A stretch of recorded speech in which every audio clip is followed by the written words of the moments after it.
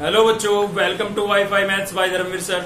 जैसा कि आपको पता है, क्लास 12th के लिए हम चैप्टर नंबर 10 पढ़ रहे थे। डेफिनेट इंटीग्रल चल रहा था हमारा, और लास्ट वीडियो के अंदर हमने एक्सरसाइज 10.2 को शुरू कंप्लीट कर लिया था। ठीक है ना।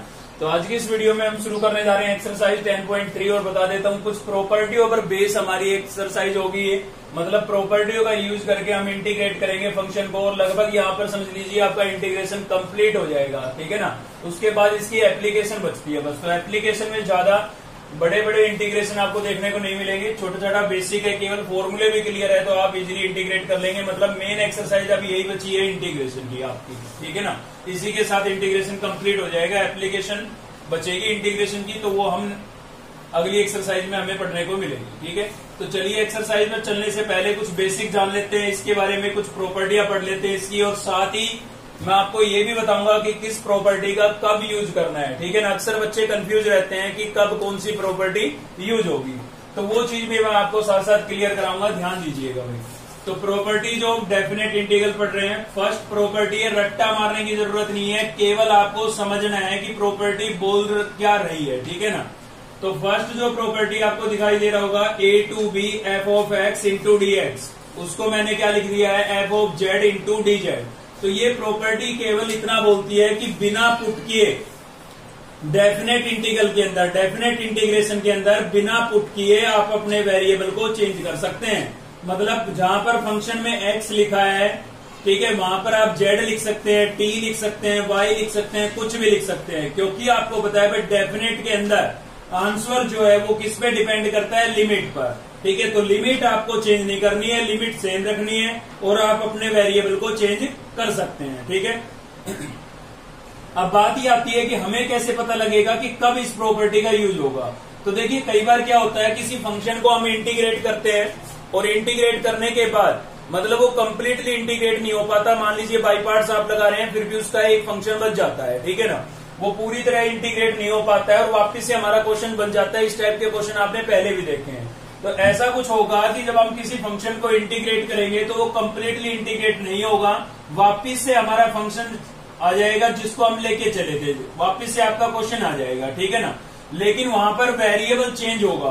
पहले मान लीजिए x था, पुट करने के बाद आपका फंक्शन क्वेश्चन सेम रिपीट हो गया, लेकिन वेरिएबल चेंज हो गया, मान लीजिए t आ गया, तो उस केस में आप इस प्रॉपर्टी को अप्लाई कर सकते हैं। मतलब अपने वेरिएबल को चेंज करके वापस क्वेश्चन लेके आ सकते हैं, और उसको आई लिख सकते हैं। ठीक है ना। आई के इक्वलेट करके चलते हैं हम, तो वापस से क्वेश्चन बनेगा, तो उसको हम वापस से क्या लिख सकते हैं, आई लिख सकते हैं। क्लियर है। तो ऐसे केस के अंदर इसका यूज होगा, बहुत ही कम यूज है, एक या दो क्वेश्चनों के अंदर इस प्रॉपर्टी का यूज आपको देखने को मिलेगा। सेकंड नंबर की है, इसको तो मैं पहले भी आपको बता चुका हूं। क्या लिखा हुआ है भाई, A to B F of x into D X. तो आप देख सकते हैं लिमिट यहाँ पर चेंज हो गई है। ठीक है ना। अपर लिमिट को लोअर लिमिट लिख दिया है मैंने, और लोअर लिमिट को क्या लिख दिया है, अपर लिमिट लिख दिया है। तो जब भी आप अपनी लिमिट को इंटरचेंज करेंगे तो आपको किसका साइन लगाना होगा भाई, माइनस का साइन लगाना होगा। ठीक है ना। ऐसा करेंगे कब यूज करेंगे इस प्रॉपर्टी का, इस प्रॉपर्टी का यूज आपको करना है। देखिए क्या होता है कि लोअर लिमिट जो होती है हमारी हमेशा छोटी होगी किससे, अपर लिमिट से, लेकिन कई बार क्या होता है, पुट करने के बाद लोअर लिमिट ग्रेटर हो जाती है अपर लिमिट से। तो उस केस के अंदर हमें लिमिट को इंटरचेंज करना होता है। पिछली एक्सरसाइज में भी आपने इस टाइप के क्वेश्चन देखे थे, जहां पर हमने लिमिट को क्या किया था, इंटरचेंज किया था। ठीक है ना। तो ऐसे केस के अंदर इस प्रॉपर्टी का यूज होगा। रट्टा मारने की जरूरत नहीं है, केवल इतना याद रखना है, अगर आपकी limit lower limit upper limit से ग्रेटर है तो आप लिमिट को चेंज करेंगे, और चेंज करके आपको किसका साइन लगा देना है, माइनस का साइन लगा देना है। ठीक है भाई। प्रॉपर्टी नंबर थर्ड क्या बोल रही है आपकी, लिमिट आपको गिवन है a टू b, और उसको मैंने ब्रेक कर दिया है किस पर, c पर। देख सकते हैं आप, a टू c कर दिया है और c टू b कर दिया है। मतलब लिमिट a से b थी, उसको मैंने c पर ब्रेक कर दिया है, और जिस पर ब्रेक किया है ना, वो नंबर इन दोनों के बीच में लाई करना चाहिए भाई। ठीक है। मान लीजिए आपको लिमिट गिवन है 2 से 6, तो आप इन दोनों के बीच के किसी भी नंबर पर अपनी लिमिट को आप ब्रेक कर सकते हैं। जैसे कि मैं लिमिट इसको मैं 2 से 6 लिमिट को लिख सकता हूं, 2 से 3 और 3 से 6। तो मैंने 3 पर इस लिमिट को क्या किया है, ब्रेक किया है। ठीक है ना। तो ऐसे आप लिमिट को ब्रेक कर सकते हैं, लेकिन जिस नंबर पर ब्रेक करेंगे वो आपका लिमिट के बीच में लाई करना चाहिए। ठीक है ना।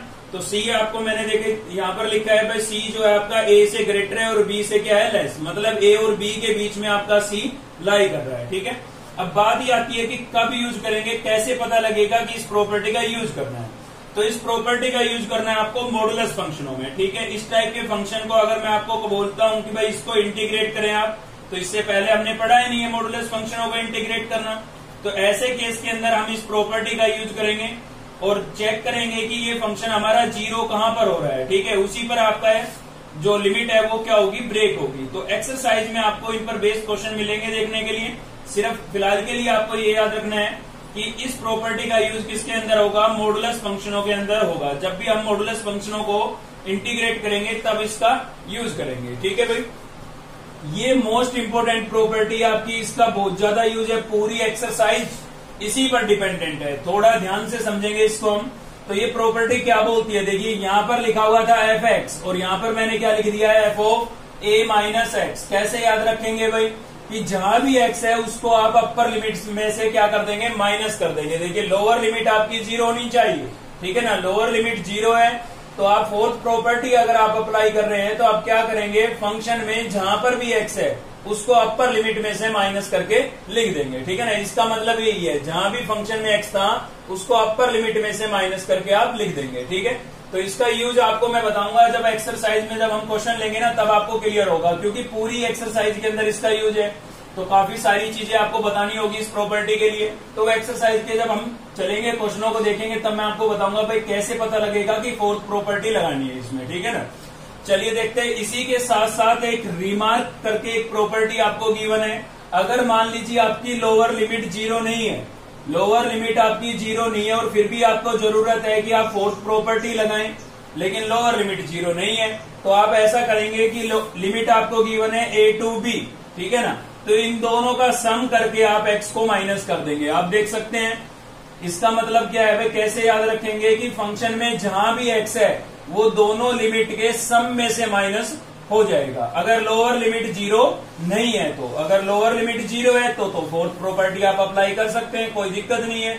लेकिन लोअर लिमिट अगर जीरो नहीं है तो दोनों के सम में से आपको एक्स को क्या करना है, माइनस करना है। ठीक है भाई, चलिए आगे बढ़ते हैं। प्रॉपर्टी नंबर 5, तो ये तो सिंपल सा है, इजी सा, हम पहले भी यूज कर चुके हैं। जब भी दो फंक्शन के बीच में प्लस का साइन है तो आप दोनों को अलग अलग इंटीग्रेट करेंगे और दोनों की लिमिट भी आपको क्या लिखनी है, सेम लिखनी है। ए टू बी लिमिट थी, यहाँ पर भी ए टू बी लिखा हुआ है, यहाँ पर भी ए टू बी लिखा हुआ है। ठीक है ना भाई, चलिए आगे बढ़ते हैं। एक फोर्थ के बाद थोड़ी इंपॉर्टेंट जो प्रॉपर्टी आती है वो आपकी आती है 6 नंबर की, और थोड़ा यूज है थर्ड का। ठीक है ना, बाकी सभी का कम ही यूज है। सबसे ज्यादा यूज होता है आपका फोर्थ प्रॉपर्टी का, उसके बाद 6 और उसके बाद ये थर्ड नंबर की प्रॉपर्टी। ठीक है, तो इसको भी थोड़ा ध्यान से समझेंगे। सबसे पहले कि आपको कैसे पता लगेगा कि इस प्रॉपर्टी का यूज करना है, जब भी आपकी लिमिट, आप देख सकते हैं यहाँ पर मैंने लिखा है माइनस ए और यहाँ पर लिखा है मैंने प्लस ए, मतलब जो लिमिट है मेरी वो क्या है, इक्वल है लेकिन अपोजिट साइन की है।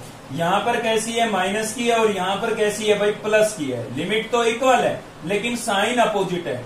जब भी लिमिट आपकी इक्वल हो लेकिन अपोजिट साइन की हो तो उस केस के अंदर हम 6 नंबर की प्रॉपर्टी का यूज करेंगे। ठीक है, और यहाँ पर क्या होगा, दो बातें होंगी भाई, कि इसका रिजल्ट क्या होगा आपका, जीरो लिख सकते हैं आप सीधा, बिना इंटीग्रेट किए इसका रिजल्ट आप क्या लिख सकते हैं, जीरो। लेकिन कब, जब आपका फंक्शन कैसा हो, ओड फंक्शन हो। If f x is a odd function, अगर एफ एक्स आपका ओड फंक्शन है तो आप इसको इंटीग्रेट किए बिना सीधा ही क्या लिख सकते हैं, जीरो लिख सकते हैं। लेकिन आपका फंक्शन कैसा होना चाहिए, ओड फंक्शन। अब आप सोच रहे होंगे कि हमें कैसे पता लगेगा कि ओड फंक्शन कब होगा। ठीक है ना, तो वो जब इस एक्सरसाइज के अंदर इस प्रॉपर्टी का हम यूज करेंगे तो वहां पर मैं आपको डिटेल में समझाऊंगा कि ओड या इवन फंक्शन कैसे चेक करते हैं। ठीक है ना भाई, चलिए आगे बढ़ रहे हैं। इसका जो सेकंड पॉइंट है, अगर आपका फंक्शन ओड है तो आप बिना इंटीग्रेट किए क्या लिख देंगे, जीरो लिख देंगे।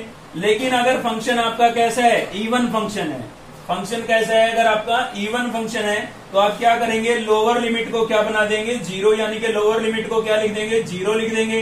अपर आपकी सेम रहेगी और उसको आप कितने से मल्टीप्लाई कर देंगे भाई, 2 से मल्टीप्लाई कर देंगे। ठीक है, केवल कब करना है ऐसा काम, जब लिमिट आपकी इक्वल एंड अपोजिट साइन की हो। अगर फंक्शन ओड है तो लिखेंगे जीरो, और फंक्शन अगर आपका इवन है तो आप क्या करेंगे, लोअर लिमिट को लिखेंगे 0 और इंटीग्रेशन को 2 से मल्टीप्लाई कर देंगे। और फिर आपको इस फंक्शन को सेम वैसे इंटीग्रेट करना है जैसे हमने 9 चैप्टर में किया था, ठीक है ना। तो लेकिन फंक्शन कैसा होना चाहिए, इवन होना चाहिए। इसके लिए लास्ट बचती है आपके पास प्रॉपर्टी नंबर 7। एक दो क्वेश्चनों के अंदर इसका भी यूज हो जाता है। तो क्या है भाई, F of x into D x. आपको देखिए अपर लिमिट दिख रही होगी, अपर लिमिट का मैंने क्या कर दिया है, हाफ कर दिया है। मतलब आप अपनी अपर लिमिट को हाफ कर सकते हैं, लेकिन उसके लिए आपको इंटीग्रल को कितने से मल्टीप्लाई करना पड़ेगा, 2 से मल्टीप्लाई करना पड़ेगा, ठीक है ना। तो जब भी जरूरत पड़े कि अपर लिमिट अगर हमारी हाफ हो जाती है तो आपका क्वेश्चन वापिस से बन जाए, ऐसे क्वेश्चनों में यूज होगा इसका। प्रॉपर्टी नंबर 1 मैंने बताया, ऐसे क्वेश्चनों में यूज होता है जब हम इंटीग्रेट कर रहे हैं लेकिन पूरा इंटीग्रेट होने की बजाय वापिस ही हमारा क्वेश्चन मिल जाता है हमें, लेकिन उस केस में वेरिएबल चेंज हो जाता है तो हम इस प्रॉपर्टी का यूज कर लेंगे। और लिमिट चेंज हो जाती है, मान लीजिए फुल लिमिट आ रही है लेकिन आपकी हाफ थी, तो लिमिट को आप हाफ कर सकते हैं इस प्रॉपर्टी का यूज करके, ठीक है। इस पर बेस हम एक क्वेश्चन लेंगे, एक्सरसाइज में चलेंगे तब आपको क्लियर होगा कि इस प्रॉपर्टी का फर्स्ट का और 7th का क्या यूज है, ठीक है। अभी हम चल रहे हैं एक्सरसाइज पर और देखते हैं क्वेश्चन नंबर 1। देख रहे हैं हम क्वेश्चन नंबर फर्स्ट का फर्स्ट पार्ट है हमारा, ठीक है ना। तो मैं आपको बताता चलूंगा कि कब कौन सी प्रॉपर्टी का आपको यूज करना है। थोड़ा मैंने आपको प्रॉपर्टियों में भी क्लियर कराया है और साथ साथ एक्सरसाइज में भी क्लियर कराता चलूंगा। देखिए सबसे पहले आई के इक्वलेंट करेंगे आप, और क्या है हमारे पास भाई 0 से π/2, ठीक है। और यहाँ पर आपका दिख रहा होगा cos x है, और अपोन में क्या है हमारे पास भाई sin x plus cos x, और इनटू में क्या लिखेंगे dx, ठीक है। तो देखिए डेनोमिनेटर में जब भी आपके पास डबल टर्म हो, लेकिन इंटीग्रेशन कैसा होना चाहिए, डेफिनेट। अभी तो हमें पता है, हम एक्सरसाइज 10.3 पढ़ रहे हैं तो हमें पता है भाई प्रॉपर्टियों का यूज होना है, लेकिन एग्जाम में जब क्वेश्चन आएगा ना तब आप कंफ्यूज होंगे, क्यों आपको पता तो लगेगा नहीं कि क्वेश्चन किस एक्सरसाइज का है। भाई पिछली में भी तो हमने डेफिनेट ही पढ़े थे, वहां पर भी तो लिमिट होती थी, ठीक है ना। तो वहां पर आप कंफ्यूज हो जाएंगे, इसीलिए मैं आपको बता रहा हूं बार बार कि कैसे पहचानेंगे आप। तो डेनोमिनेटर में डबल टर्म आपको दिखाई दे रही है और इनमें से एक टर्म आपको न्यूमिनेटर में नजर आ रही होगी। तो जब भी ऐसा हो कि डेनोमिनेटर में डबल टर्म हो, मतलब बीच में प्लस या फिर माइनस का साइन आपको मिलेगा, और इन दोनों में से ही एक टर्म आपको कहां पर मिलेगी, न्यूमिनेटर के अंदर मिलेगी। तो ऐसे केस के अंदर आपको हमेशा कौन सी प्रॉपर्टी अप्लाई करनी है भाई, फोर्थ प्रॉपर्टी अप्लाई करनी है, ठीक है ना। तो कैसे करते हैं, देखिए इसको पहले लेट कर लेंगे हम इक्वेशन नंबर 1, और इसके अंदर हम अपनी फोर्थ प्रॉपर्टी लगाएंगे। क्या थी हमारी फोर्थ प्रॉपर्टी, ये था 0 से a लिमिट थी हमारे पास, और क्या था भाई fx इंटू dx। तो क्या होगा 0 to a ही रहेगी लिमिट तो, लेकिन जहां भी फंक्शन में x है वो अपर लिमिट में से माइनस हो जाएगा, ठीक है ना। ये थी आपकी फोर्थ प्रॉपर्टी। तो इसको इसके अंदर हम अप्लाई करेंगे, तो अप्लाई करेंगे तो क्या होगा भाई, लिमिट 0 से π/2 थी हमारी, ठीक है। तो आपको देखिए यहाँ पर x दिख रहा है, तो ये भी अपर लिमिट में से माइनस हो जाएगा। तो क्या लिखेंगे यहाँ पर π/2 माइनस x, ठीक है ना। यहाँ पर भी आपको x नजर आ रहा है, तो ये भी क्या होगा, अपर लिमिट में से माइनस हो जाएगा। तो क्या होगा sin π/2 माइनस x, प्लस यहाँ पर भी x नजर आ रहा है, तो ये भी क्या होगा, अपर लिमिट में से माइनस हो जाएगा। तो क्या होगा भाई π/2 माइनस x, ठीक है ना। और dx आपका सेम रहेगा, कभी इसको भी अपर लिमिट में से माइनस कर दो। ये तो ऑपरेटर है, मैंने फंक्शन की बात की थी खाली, ठीक है ना। अब इसके अंदर हम अपनी क्वाड्रेंट का यूज करेंगे। तो क्वाड्रेंट में क्या था भाई, ये हो जाएगी आपकी लिमिट 0 से π/2, सेम रहेगी लिमिट। तो देखिए π/2 का मतलब होता है 90, और 90 पर ट्रिग्नोमेट्रिक फंक्शन क्या होते हैं, चेंज होते हैं। तो कोस किस में चेंज हो जाएगा भाई, साइन में चेंज हो जाएगा, और थीटा आपका क्या था, एक्स, ठीक है ना। क्वाड्रेंट फर्स्ट है तो साइन सेम रहेगा। 90 पर साइन भी आपका चेंज होगा, किस में चेंज होगा, कोस में चेंज होगा, और थीटा क्या है आपका एक्स, तो मैंने लिखा है एक्स। कौन सी क्वाड्रेंट है, फर्स्ट क्वाड्रेंट है, और फर्स्ट क्वाड्रेंट में साइन कैसा होता है, पॉजिटिव होता है, तो प्लस का ही रखेंगे इसको।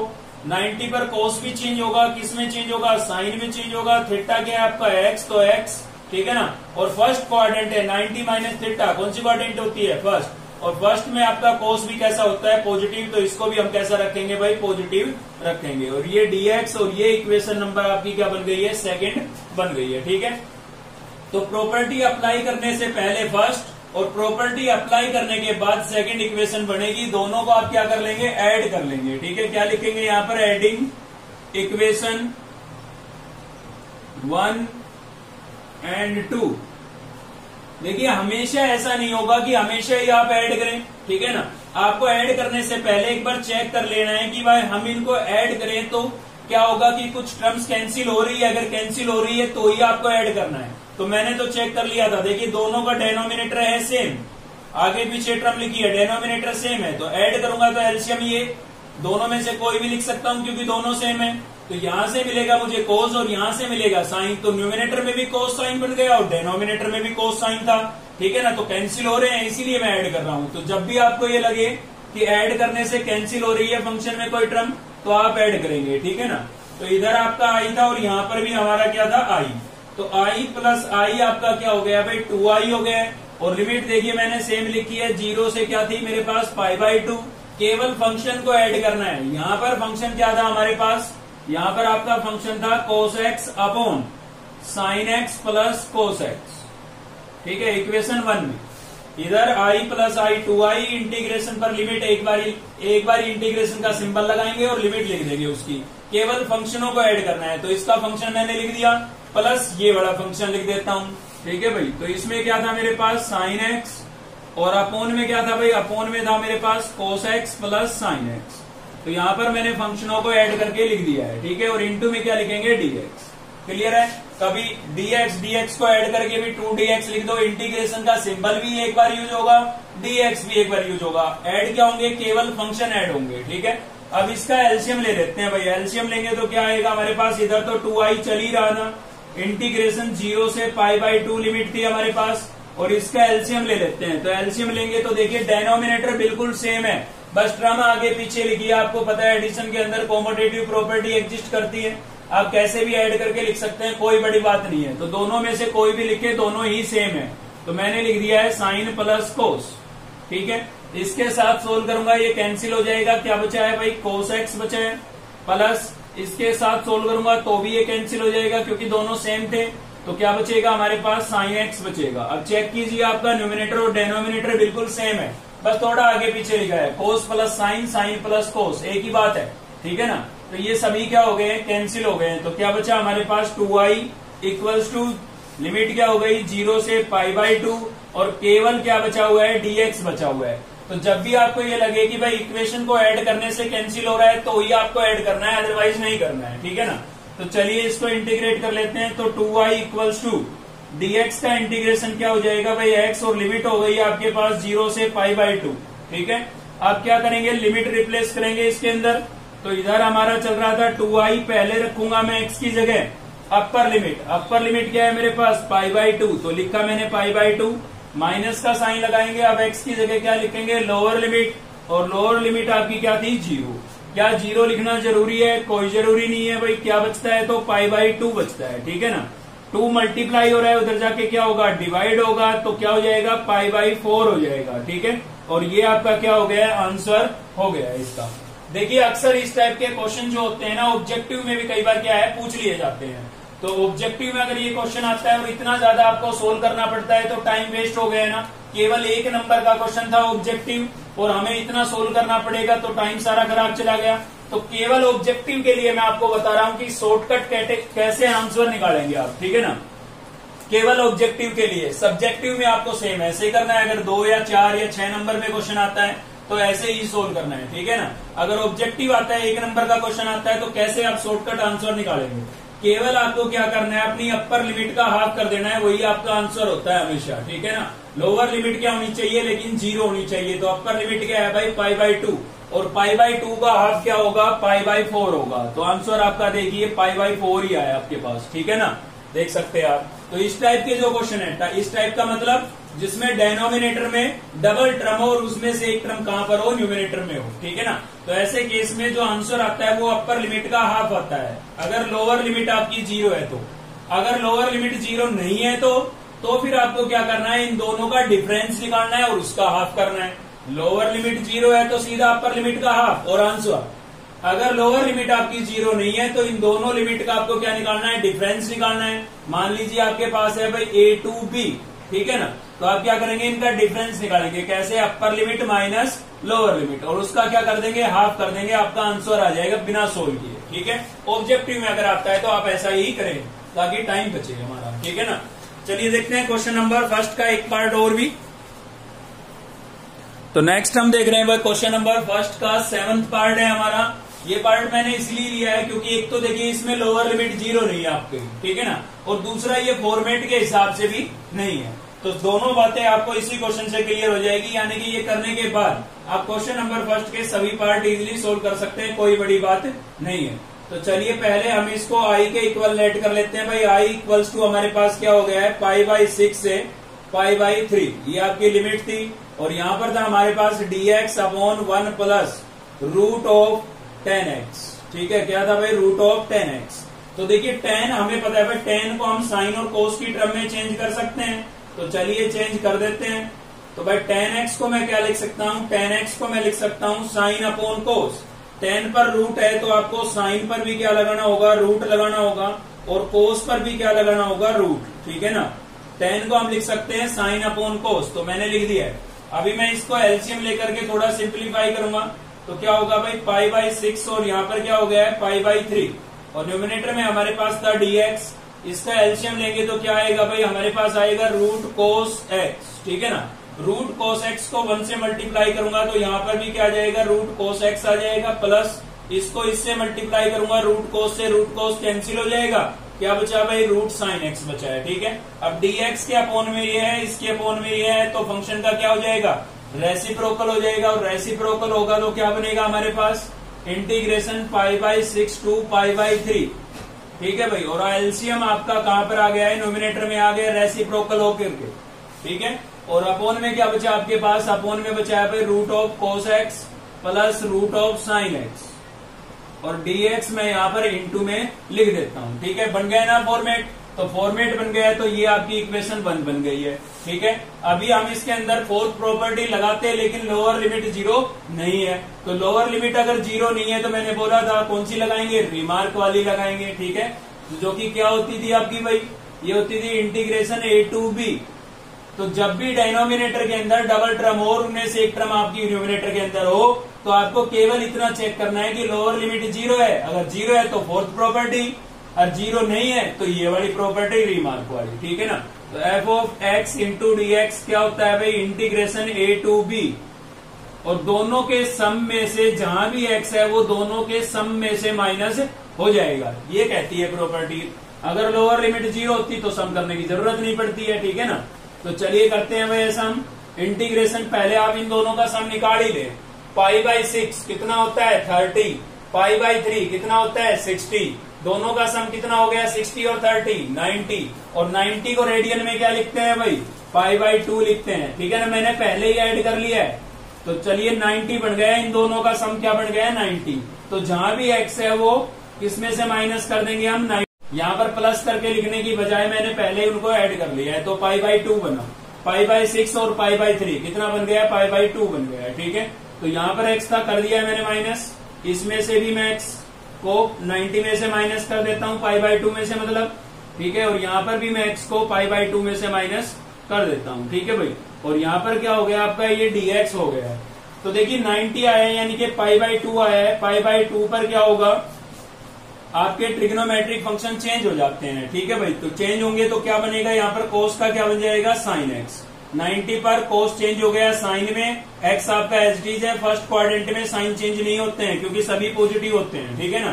तो यहाँ पर भी ये क्या बन जाएगा, रूट साइन बन जाएगा, ठीक है। और ये आपका क्या बन जाएगा भाई, रूट कोस बन जाएगा, और इंटू में हो गया आपका dx, और ये इक्वेशन हो गई सेकंड, ठीक है। तो देखिए ध्यान से देखिए, आप ऐड करने से कैंसिल होगा, इस टाइप के फॉर्मेट में तो ऐड करना ही है, कैंसिल होगा ही होगा। किस टाइप के फॉर्मेट में, जिसमें डबल टर्म नीचे हो और उनमें से एक टर्म आपको कहां पर नजर आए, न्यूमिनेटर में नजर आए, ठीक है ना। तो ऐड आपको करना ही करना है। तो चलिए ऐड कर देते हैं। इधर हमारा आई चल रहा था, adding equation first and second, adding equation first and second.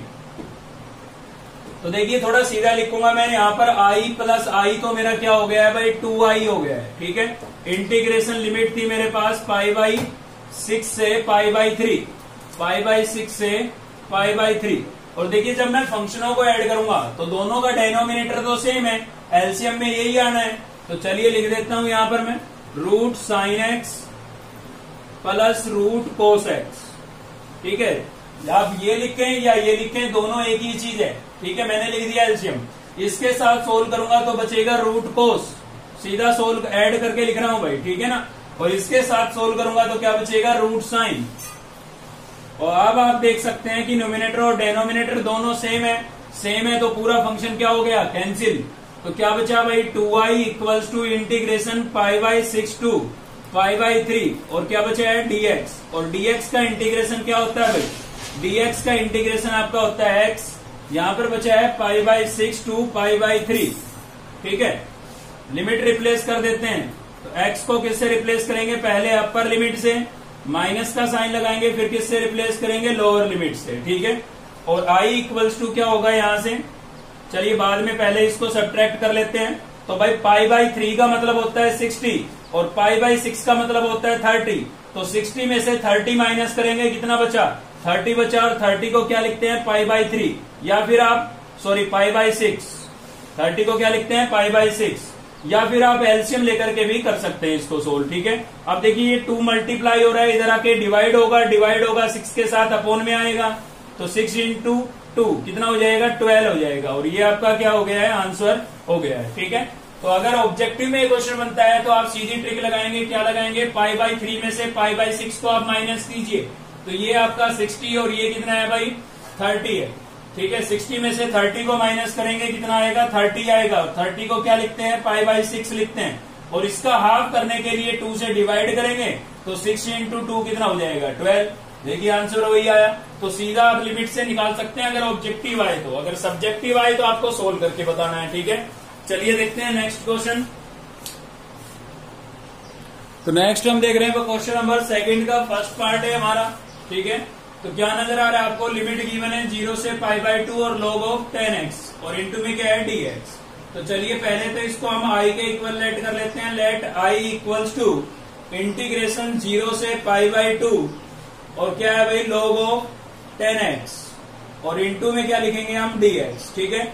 अब देखिए इसके अंदर हम अपनी फोर्थ प्रॉपर्टी अप्लाई करते हैं। भाई मुझे कैसे पता लगा कि फोर्थ प्रॉपर्टी लगेगी, तो मुझे यहाँ पर 90 दिखाई दे रहा है, पाई बाई 2 का मतलब होता है 90, और जैसे ही मैं इसमें फोर्थ प्रॉपर्टी लगाऊंगा तो यहाँ पर 90 आएगा। 90 पर 10 चेंज होगा किसमें, कोट में, और 10 और कोट एक दूसरे के क्या होते हैं, रेसिप्रोकल होते हैं।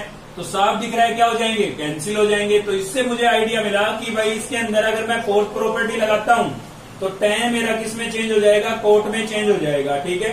इसीलिए मैं इसके अंदर फोर्थ प्रॉपर्टी लगा रहा हूं। प्रॉपर्टी अभी मैं लिख नहीं रहा हूं, 2 बार लिख चुका हूं, तो आप समझ चुके होंगे, 2-3 बार लिख चुका हूं बल्कि, ठीक है। तो जहां भी x है वो अपर लिमिट में से माइनस हो जाएगा, बस इतना याद रखना है। तो देखिए यहाँ पर आपका x है, ये अपर लिमिट में से माइनस हो जाएगा, तो अपर लिमिट है आपकी पाई बाई 2 और माइनस में x और इंटू क्या है, dx, ठीक है। तो जब भी आपकी लोअर लिमिट 0 दिखाई देना तो एक बार जरूर चेक कर लिया करो कि फोर्थ प्रॉपर्टी लगाने से कुछ फायदा हो रहा है हमें, अगर हो रहा है तो आप जरूर लगाएं, ठीक है। तो देखिए यहाँ पर है 90 और 90 पर क्या होता है, ट्रिग्नोमेट्रिक फंक्शन चेंज हो जाते हैं। पाई बाई 2 का मतलब 90 है, तो 10 किस में चेंज हो जाएगा, कोट में, और थीटा आपका x है, और इंटू में क्या होगा, dx। अब इनको ऐड करना है या नहीं करना है वो थोड़ा चेक कर लेते हैं।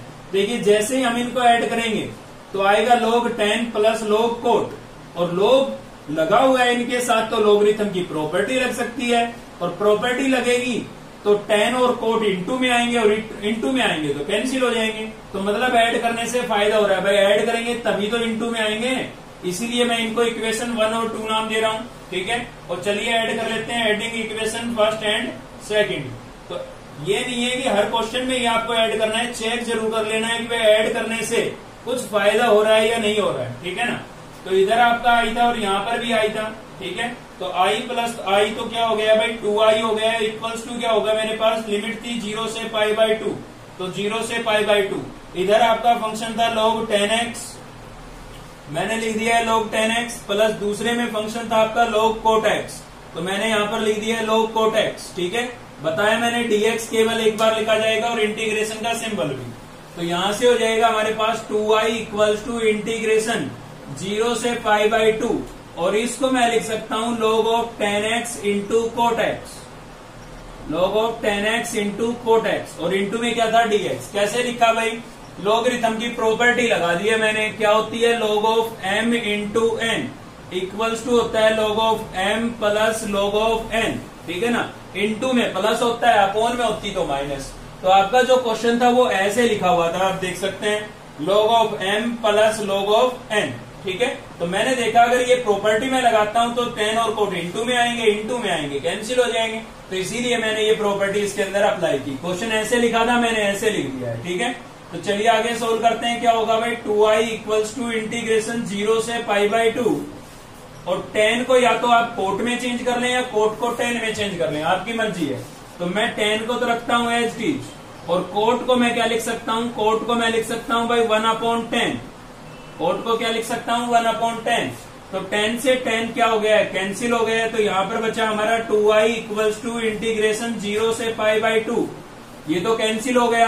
तो क्या बचा है भाई, log, और ये 1 बचा है, ठीक है। तो मैंने लिख दिया है log 1, और इंटू में क्या लिख दिया है, dx। अब देखिए याद रखिए हमेशा कि log 1 की जो वैल्यू होती है ना वो क्या होती है, 0 होती है, ठीक है। तो जब भी आपको log 1 नजर आए तो आप log 1 को क्या लिख सकते हैं, 0 लिख सकते हैं भाई। तो चलिए मैंने log 1 को 0 लिख दिया है, और इंटू में क्या लिख दिया है, dx। अब देखिए 0 किसी भी नंबर के इंटू में आता है तो उससे 0 मल्टीप्लाई करते हैं, ठीक है ना। तो पूरा ही क्या हो जाएगा, 0 हो जाएगा। ये तो 0 को क्या इंटीग्रेट करेंगे, या 0 को इंटीग्रेट करेंगे, 0 ही आएगा, ठीक है। तो यहां से क्या मिला, 0। 2 मल्टीप्लाई हो रहा था, उधर जाके डिवाइड होगा, 0 को 2 से डिवाइड करेंगे, क्या आएगा, 0, और 0 ही आपका इसका क्या होगा, आंसर होगा, ठीक है। तो जब भी आपको 10 नजर आए तो एक बार चेक कर लिया करो, और लोअर लिमिट 0 होनी चाहिए भाई, ठीक है। तो चेक कर लें आपकी फोर्थ प्रॉपर्टी लगाने से फायदा हो रहा है या नहीं हो रहा है, मतलब कुछ कैंसिल हो रहा है या नहीं, ठीक है। चलिए देखते हैं और भी पार्ट इस क्वेश्चन से। तो नेक्स्ट है हमारा भाई क्वेश्चन नंबर 2 का थर्ड पार्ट हम देख रहे हैं, ठीक है।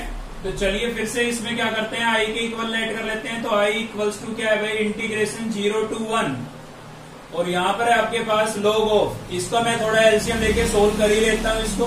तो एलसीएम लूंगा, क्या आएगा भाई, मेरे पास x आएगा, तो यहाँ से बचा आपका 1, और x को 1 से मल्टीप्लाई करूंगा x, और इंटू में क्या हो गया dx, ठीक है।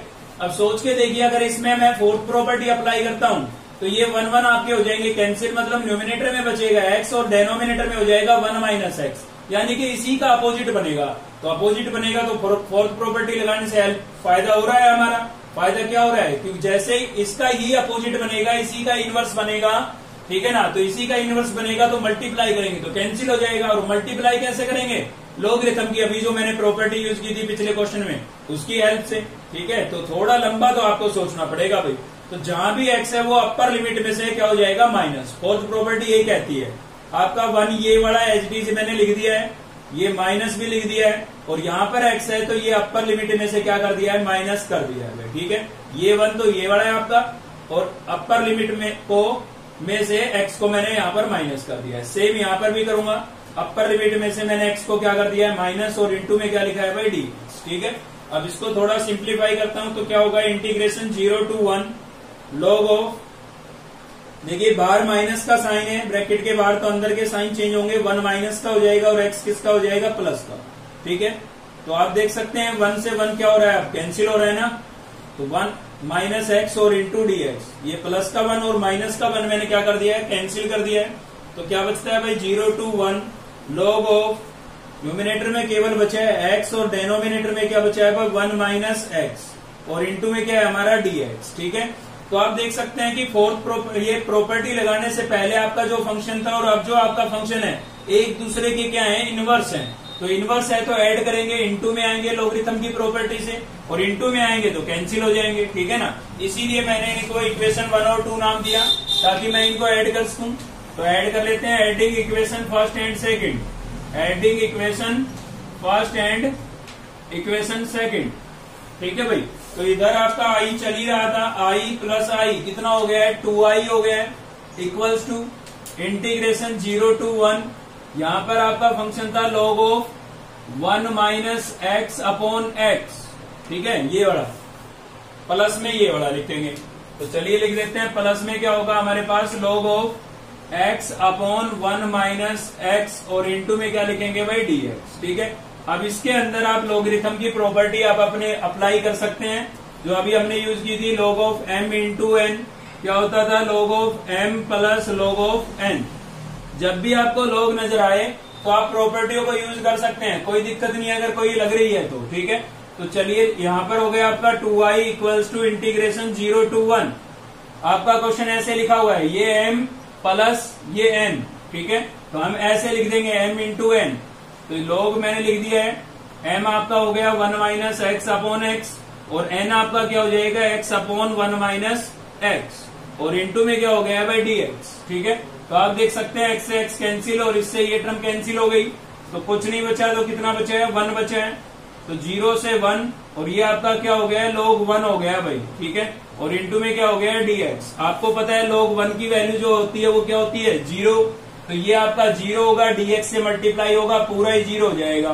ठीक है, तो ये मैंने लिख दिया है 0, 2 मल्टीप्लाई हो रहा है, उधर जाके डिवाइड होगा, 0 से डिवाइड होगा तो क्या आएगा 0 आएगा। ठीक है, तो 0 ही आपका क्या हो गया आंसर। किसकी वजह से 0 हुआ, log 1 की वैल्यू जो होती है वो 0 होती है। ठीक है, इसको आप इंटीग्रेट कर सकते हैं, कांस्टेंट को बाहर निकाल करके इंटीग्रेट कर सकते हैं, कोई दिक्कत नहीं है। log 1 में बाहर लिख दूंगा और dx का इंटीग्रेशन x हो जाएगा, 1 आंसर आ जाएगा अंदर। ठीक है, लेकिन log 1 की जब भी आप वैल्यू रखोगे तो इंटू में कुछ हो, वो 0 होना है, समझ रहे हैं ना भाई। ऐसे इसको आप लिख सकते हैं कि log 1 और इंटू में क्या लिख, इंटीग्रेशन 0 to 1 और इंटू में लिख सकते हैं dx। तो dx का इंटीग्रेशन तो x हो जाएगा, और लिमिट रखेंगे तो 1 माइनस 0 मतलब 1 मिलेगा आपको।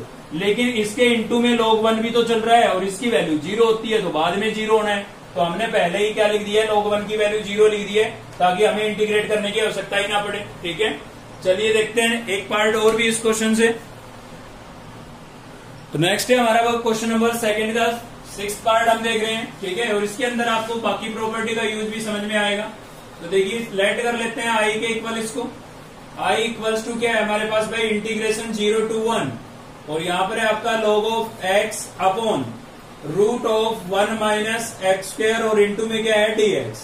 ठीक है, तो मैंने अक्सर आपको बताया कि 1 माइनस एक्स स्क्वायर अगर है तो x को आप क्या पुट करेंगे, साइन थीटा पुट करेंगे। तो x को हम पुट कर रहे हैं साइन थीटा, और पुट किया है तो डेरिवेटिव भी आपको करना होगा। तो x का हो जाएगा 1 और इंटू में dx, साइन का क्या हो जाएगा cos थीटा, और इंटू में क्या हो गया d थीटा। अब लिमिट भी चेंज करनी होगी भाई, लिमिट चेंज कर लेते हैं। लोअर लिमिट चेंज करेंगे पहले, लोअर लिमिट आपकी है 0। ठीक है, तो जो पुट करते हैं ना उसी में रखते हैं। यहाँ लिखूंगा 0, साइन 0 की वैल्यू 0 कब होती है, 0 पर ही होती है, तो थीटा आपका क्या हो गया है 0 हो गया है। अभी अपर लिमिट को चेंज करेंगे भाई। अपर लिमिट क्या है आपके पास, अपर लिमिट है हमारी 1।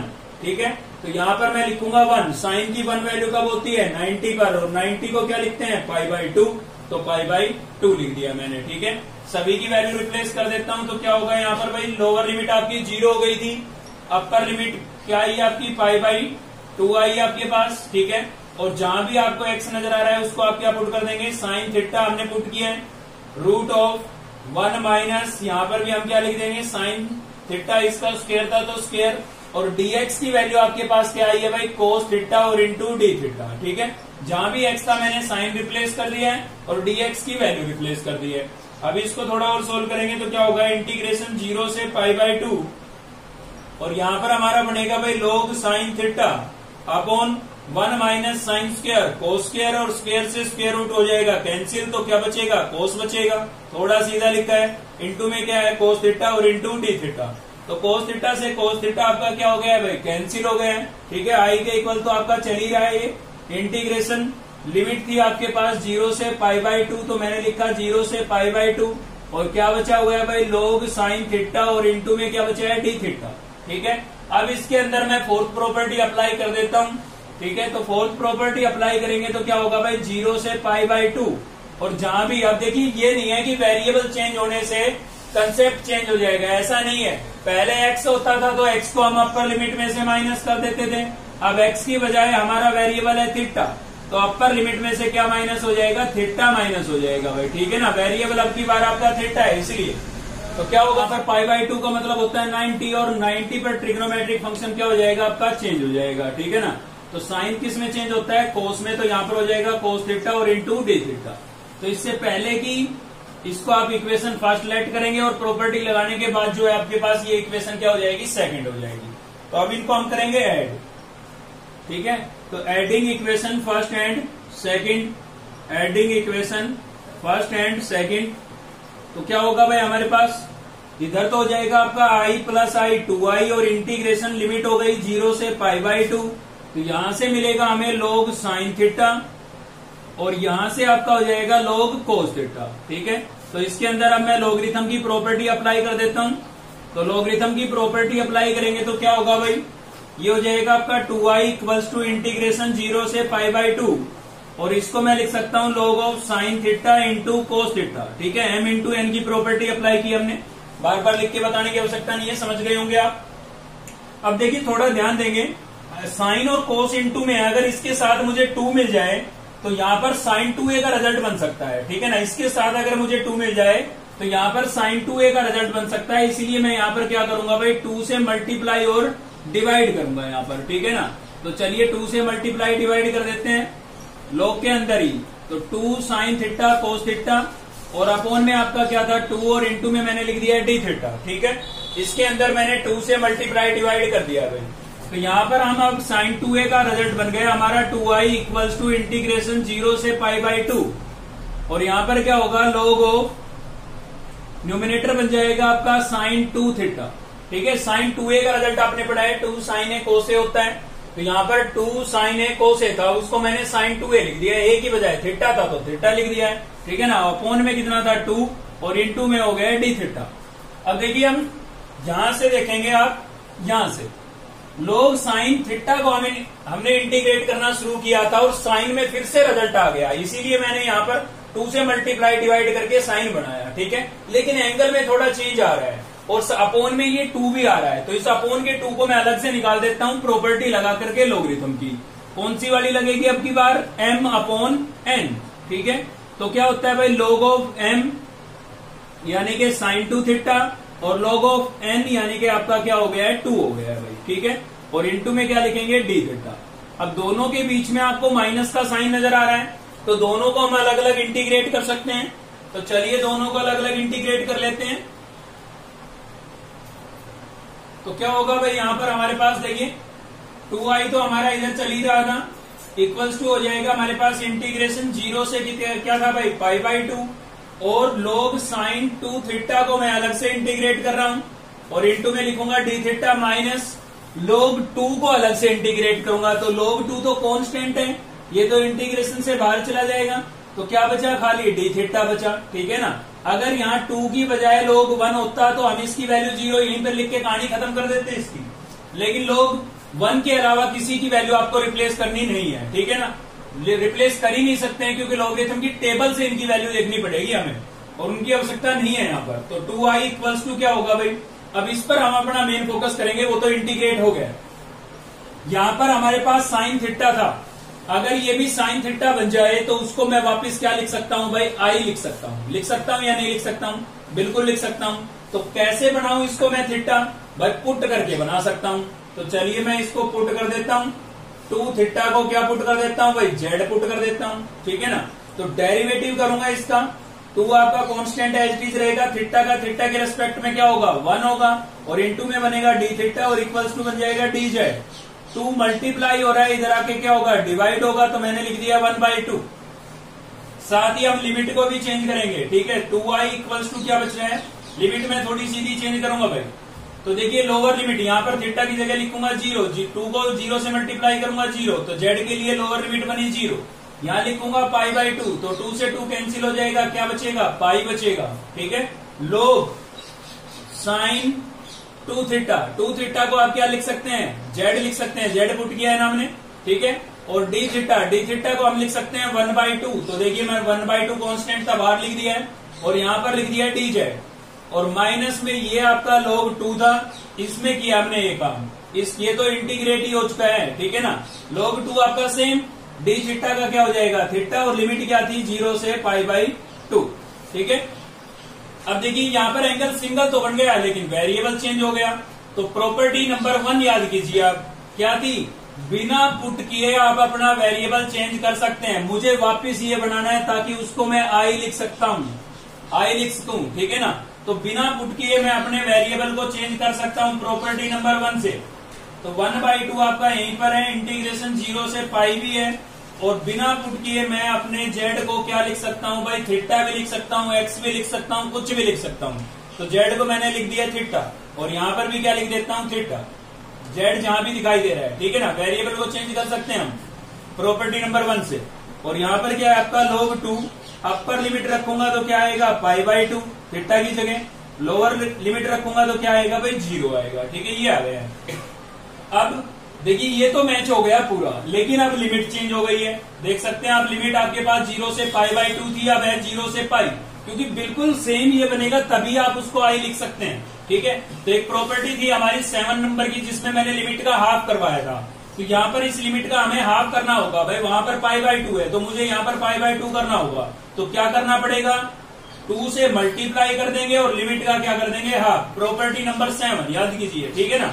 तो 2 से 2 ये वाला तो हो गया कैंसिल, तो ये आपका हो गया 2i इक्वल्स टू क्या हो गया भाई इंटीग्रेशन 0 से π/2, और क्या था log साइन थीटा और इंटू डी थीटा, और इंटू में माइनस में क्या है हमारे पास log ऑफ 2, ठीक है। 0 लिखना जरूरी नहीं है, तो यहां से क्या बचा है π/2। अब आप देख सकते हैं ये आपका वापिस क्या बन गया है, i बन गया है, ठीक है। ये आपका क्या बन गया है i, तो इसको मैं वापिस क्या रिप्लेस कर सकता हूं भाई, i रिप्लेस कर सकता हूं। तो चलिए इसको i रिप्लेस कर देते हैं, और i रिप्लेस करेंगे तो क्या होगा भाई, यहां पर इधर हमारा चल रहा था 2i इक्वल्स टू, इसको मैं क्या लिख देता हूं, i लिख देता हूं, अभी बना के बताया मैंने आपको, ठीक है। माइनस क्या था भाई π/2 को मैं पहले लिख रहा हूं और log 2 को बाद में लिख देता हूं, ठीक है। π/2 को मैंने पहले log 2 को बाद में लिख दिया है। अब देखिए ये भी i की टर्म है, ये भी i की टर्म है, एक तरफ कर लेते हैं। तो यहाँ पर क्या होगा 2i माइनस i, ये i इधर आएगा माइनस का हो जाएगा, क्या बचा है माइनस का π/2 log 2, तो 2i माइनस i क्या बचा है, i इक्वल्स टू क्या हो गया माइनस π/2 और log 2, और ये आपका क्या होगा भाई आंसर होगा, ठीक है। तो आज की इस वीडियो में केवल इतना ही था, क्वेश्चन नंबर 2 तक कंप्लीट कर लिया हमने। अगर आपको वीडियो अच्छी लगी तो लाइक करिए, चैनल को सब्सक्राइब कर लीजिए अब तक नहीं किया है तो, साथ ही बेल आइकन को दबा लीजिए ताकि नेक्स्ट वीडियो का नोटिफिकेशन आपको मिलता रहे। थैंक यू, मिलते हैं नेक्स्ट वीडियो में।